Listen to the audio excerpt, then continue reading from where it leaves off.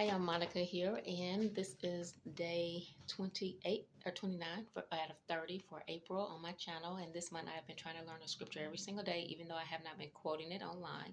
And I have been trying to tell you about my ministry, Meden, and what God has given me. So there are 12 ministries of Meden.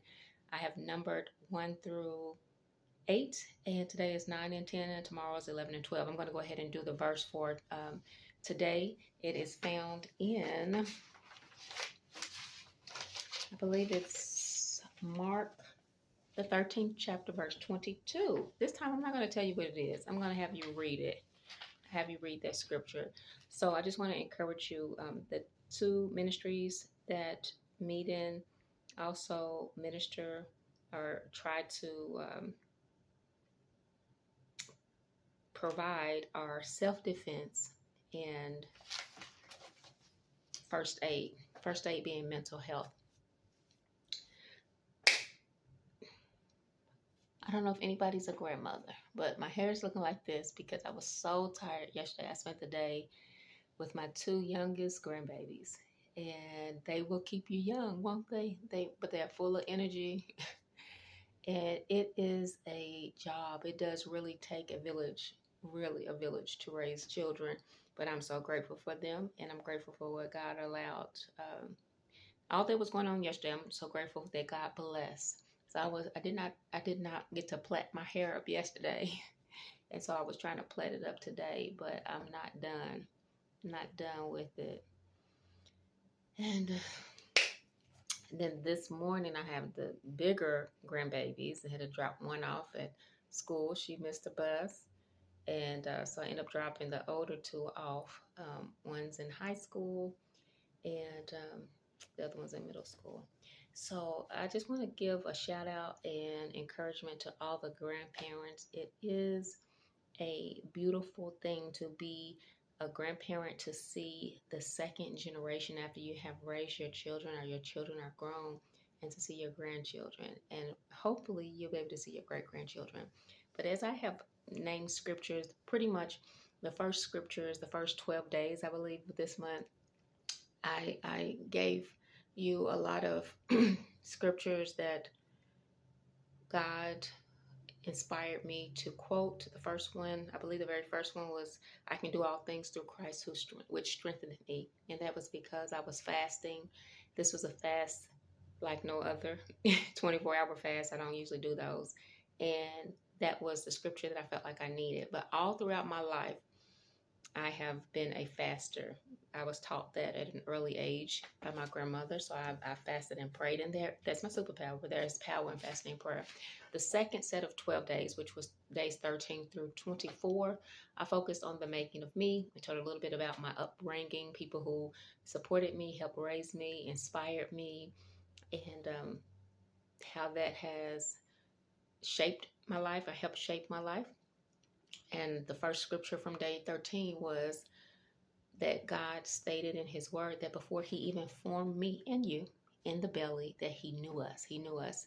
And that second day of that 12 days was that he knows the plans that he has for us to prosper us. So I want you to be encouraged that God has a plan for our lives and that all things are possible with God. And the things are not possible with man. So don't get so discouraged when men tell you no and people don't understand you. It's okay. It's okay. Understand that God created you like you are. And he wants you to grow. He wants you to grow in grace. He wants you to grow in maturity. He wants you to grow and go higher in different levels of understanding and wisdom and all that stuff. But if people don't get you, it's okay. It's okay. As long as you get you and you know that God has given you things. When you feel rejection, or you feel people don't understand you, people don't really.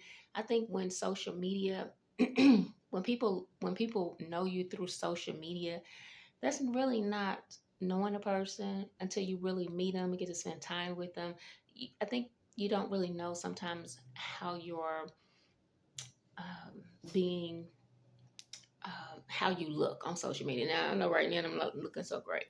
But with all that said, don't get discouraged. Sometimes it's not God's plan for your destiny and someone else's destiny to align, People come into your life for a reason, sometimes for a season, and sometimes for forever. But just be confident and keep faith in God. So the self-defense is something that we all need, but let's focus. I'm not going to tell you what the scripture says. I want you to read it for yourself. Mark, I believe it was the 16th chapter, verse 33. The 13th chapter, verse 22. Um, just thinking about these last coming days and the book of Revelation,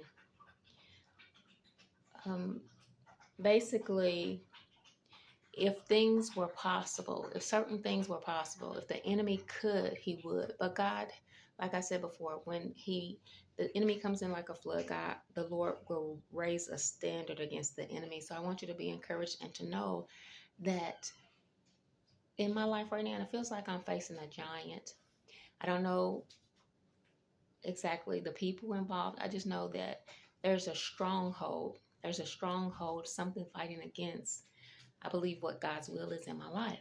But I don't focus on that. I focus on God because this is the thing I know and I understand.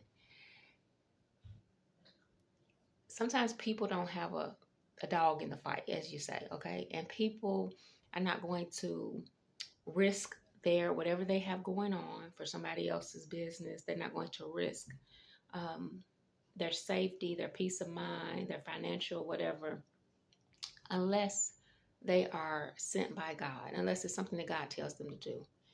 And so there's something behind the scenes, and so I'm not focusing on that. I just know that there is no greater love and there is no greater power than God's power. And with that said, if God says door open, door closed, it has to happen. It has to happen. So when you read that scripture, Mark chapter 13, verses 22, understand that certain things are just not possible. God just is not going to allow. And people can do all kind of things. They can work together. They can think they have all their bases covered. And you know what God does? He will create something that nobody ever expected. He will make a miracle happen. And that's the type of God that I serve. So I'm so thankful that my faith is not in myself. My faith is not even in you. My faith is not even in people. My faith is in God. So I thank him. And I pray that you will have that type of faith. And you know what? You have to have that type of but if faith. Like Daniel in the lion's den and the 3 men in the fiery furnace. But if, like, I'm willing to do this and I know that God can save me, but guess what? If he chooses another path, if he chooses to allow things to happen a different way, that's okay too, because he knows what is best for you and he knows what is best for me. And like his word says, and like he says, that he only has plans to prosper us, to give us a bright future and a bright hope. So that's the end of this video. Be encouraged, my brothers and my sisters. I have one video. I'm going to be looking the same in the video. I have to go and pick up my grandkids. But I'm so grateful that this is over with. It has been, for me, it has been work because even though you might think I'm just getting on here rambling, I'm not. I have put a lot of thought and effort into it. I have had to seek to find scriptures that God has been using that, in my life on a daily basis. And I just want to encourage you to keep the faith in God, not in people, and know that things that are not possible with man are possible with God. God bless you.